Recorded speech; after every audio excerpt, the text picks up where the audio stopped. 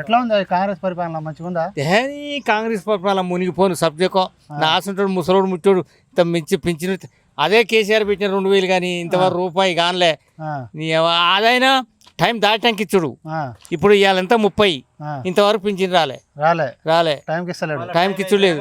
మొన్న పోయినసారి 7వ తారీఖు ఏమి ఇచ్చుడా అని ముసలోళ్ళం భాషపడ్డ దానికి ఇంత పోయి మందో సరే ఏదో ఒకటి తింటాం కదా.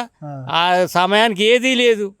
ఇక కొడుకులని అంటే ఆ కొడుకులని నా దగ్గర ఎక్కడ నేను కొడుకులండి ఎట్లా నడుతుందా? 2000 ఎవరు ఇచ్చిలే? 2000 కేసీఆర్. మరి ఎవరు ఇచ్చిన అనుకుంటున్నావు? 4000 ఇస్తా అని చెప్పిండుగా. వాడు ఇచ్చిండు వాడు మాటలు తప్ప చేతులు ఏది వాడు అన్నది ఇచ్చింది. ఏది ఇచ్చిండు నువ్వు చెప్పు. మంచిగా 6 గ్యారెంటీలు ఇస్తున్నా ప్రజలు మొత్తం 6 గ్యారెంటీలు కాదు. ఆడలో బస్సు పెట్టిండు వాళ్ళ నీ అవి మాట్లాడే నన్ను ఇచ్చావు నువ్వు గత తప్ప ఏం లేదు.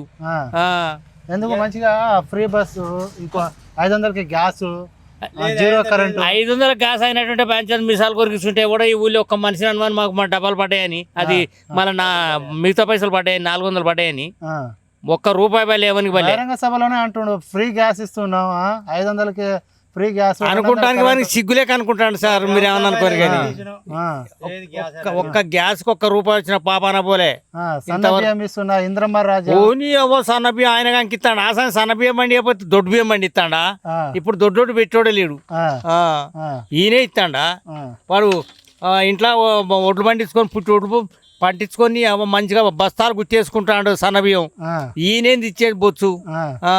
మంచిగా ఇంద్రమ్మ ఇల్లు ఇస్తున్నా, ఫ్రీ కరెంట్ ఇస్తున్నా, ప్రజాపాలన అని చెప్తున్నా. ఇంద్రమ్మ రాజ్యం ఇది. అబ్బో ఇంద్రమ్మ రాజ్యం ఎగిరెక్కింది. ఈయన చేసింది. ఇంద్రమ్మ చేత చేసింది కానీ వీడు చేసింది ఏం లేదు.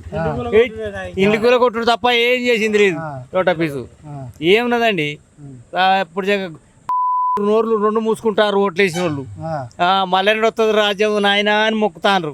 కేసీఆర్ రావాలనుకుంటారా? మళ్ళా కేసీఆర్ రావాలి. కేసీఆర్ వస్తేనే మళ్ళీ సరే ఎంపైనా మిట్టైనా ఆయనతోనే సాధ్యం. ఆయనతోనే ముసలోళ్ళ బతుకులు. కానీ వీడుంటే ముసలోళ్ళు కూడా ఇక ఉరులు పెట్టుకుంటారు.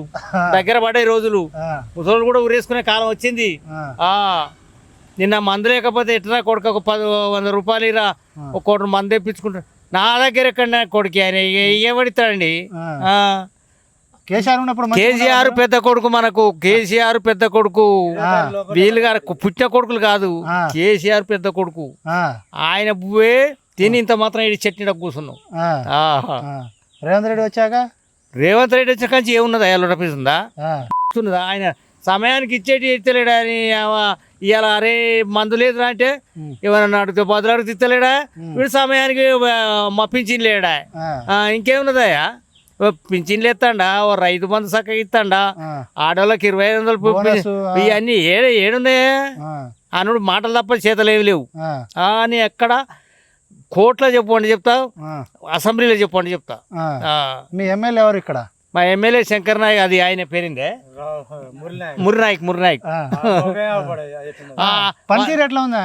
అది వాడిని మురినాయక్ గెలిచినట్టు కానీ మళ్ళీ ఇక్కడ చూడకూడదు ఎట్టున్నాడో మళ్ళా. శంకర్ నాయక్ మంచోడేనా? శంకర్ నాయక్ కొంతవరకు సరే సాధ్యమైనంత వరకు కొట్లాడిండు.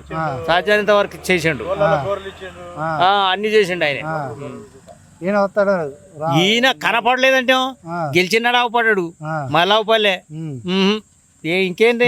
తెలంగాణ బాగుపడాలంటే, బంగారు తెలంగాణ కావాలంటే ఏ పార్టీ వస్తే బాగుంటది? అరే నాయన టీఆర్ఎస్ కొరకు మొక్కుతాను నాయన. ఎప్పుడు టైం వస్తుందని? ఎప్పుడు వస్తుంది? ఈ 2 నెలలు ఎప్పుడు అయిపోతాయని మొక్కుతాను అయ్యా స్వామి. ఏమి తొందరగా రోజులన్నా తొందరగా వస్తలేవు అని చూస్తాను. మేము అంతే ఏం లేదు. రోజులు తొందరగా రావాలని మొక్కుతాను. నువ్వేమనుకో నువ్వు 10 సంవత్సరాలు నేనే ఉంటా అని చెప్తాడు ఆయనే చెప్తాడు. నీకో నీ గొప్ప నువ్వే చెప్పుడు, నా గొప్ప నేనే చెప్తా. కానీ అట్లా కాదు. బీఆర్ఎస్ పార్టీ చచ్చిపోయింది, మళ్ళీ ఇంకోసారి రాదు అని చెప్పేసి చెప్తా. పిల్లలు చేసి ఉన్నది అది. బీఆర్ఎస్ పార్టీ పిల్లలు చేసి ఉన్నది. వాడు చచ్చిపోయింది వీడు రేవంత్ రెడ్డి చచ్చిపోయాడు. రేవంత్ రెడ్డి చచ్చి ఉన్నాడు కాబట్టి ఆ మాట వస్తుంది. సిగ్గుశరం లేదు మాట్లాడతాను కూడా. అరే నువ్వు పెద్ద మనిషికి ఆ మాట అంటున్నావు మంచిదే, కానీ వానికి సిగ్గుశరం లేక మాట్లాడతాండి. మీరేమని అనుకోరు రేవంత్ రెడ్డి ఛాన్స్ ఇవ్వండి అని చెప్తుండు. ఎందుకంటే ఎందుకు ఉన్నాయి దోపిడీ చేసుకొని పోయి వీళ్ళని గుండు. ఒక్కటి చెప్తానా, ఒకప్పుడు కేసీఆర్ ఏమన్నాడంటే మన తెలంగాణను ఒక 2వ స్థానంలో తెస్తా అన్నాడు. అట్లా దాన్ని ఇప్పుడు 7వ స్థానంలో వారు తీసుకుపోయి ఎవరు రేవంత్ రెడ్డి మళ్ళా అమ్మకాల్సిందే తెలంగాణను ఉండదు, ఎవరికో కట్టబెట్టవలసిందే. ముందే చెప్పిండు కేసీఆర్ మోసపోతే గోసపడతారని. అగో ఇదే కోస అయింది, ఇంకేంది. మరి అంతే. నేను కబ్బో కేసీఆర్ కడుసాలు ఆయన సక్కరుడు కాదే. ఏడుస్తున్నావా? మంచిగా మీకు 2000 పింఛన్ ఇచ్చిండు. ఆయన ఉంటే 3,000 వచ్చు. ఈయన మీకు మంచిగా ఉబ్బిచ్చి ఓట్లు వేపించి మోసం చేసిండు. ఏం లేదు. మళ్ళీ వేస్తారా మరి? ఆయనక చెప్పుతో గిట్ట కొడతాము, మరి చెప్పులతో తప్ప ఏం లేదు. నన్ను వాడు తీసుకొని సెంటర్ జైలు వేసినా ఏం లేదు, ఉరిసిక చేసినా ఏం లేదు, కానీ చెప్పుతోనే కొట్టవలసి వస్తుంది. నేను చెప్తానా ఎరికేనా? ఎందుకా తల్లిదండ్రులు గంజిపోయిన దేనికైనా టైమే కావాలి, మంచిగా అభివృద్ధి చేస్తా, ఇంకోసారి ఇవ్వండి అని చెప్తాడు. వాడికి ఇప్పటికే మోసపోయినవురా నాయన, గోసపడతావురా ఇంకోసారి. అబ్బో నాసినోడు తలకాయ కోసినా కూడా బాధ తగిన మండి ఏం లేదు, మనం మాత్రం కొట్టలేము. ఎత్తామా ఇంకా? నేను బతుకుంటే దేవుని దేవాలి 2 సంవత్సరాలు బతికితే చూస్తా. కేసీఆర్ని మళ్ళీ చూస్తావు? అరే గెలిపించుకుంటున్నాయా కష్టపడి. కొన్ని పైసలు ఖర్చు పెట్టుకుంటా నేను, కొన్ని పైసలనే ఖర్చు పెడతా నేను కేసీఆర్ కోసం. నా ఊళ్ళో వరకైనా పెడతా, నేను అన్ని ఊళ్ళోకి పెట్టలేను. కానీ నా ఊళ్ళకి గిటువంటికో గటువంటికో మందో మాకో తాపించి ఓట్లు వేయించుకుంటా నేను. నా దగ్గర టాలెంట్ ఉన్నది.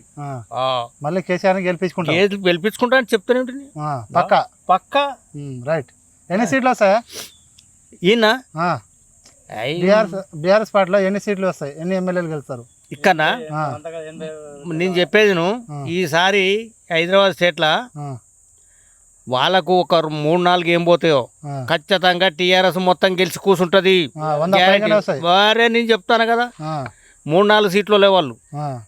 సరే ఇవాళ నేను భగవంతుడు చచ్చిపోతూనే ఉంటున్నాను, కానీ చూడు నీ అన్నమాట గుర్తుపెట్టుకో. Okay right. విన్నావా? గుర్తుపెట్టుకో.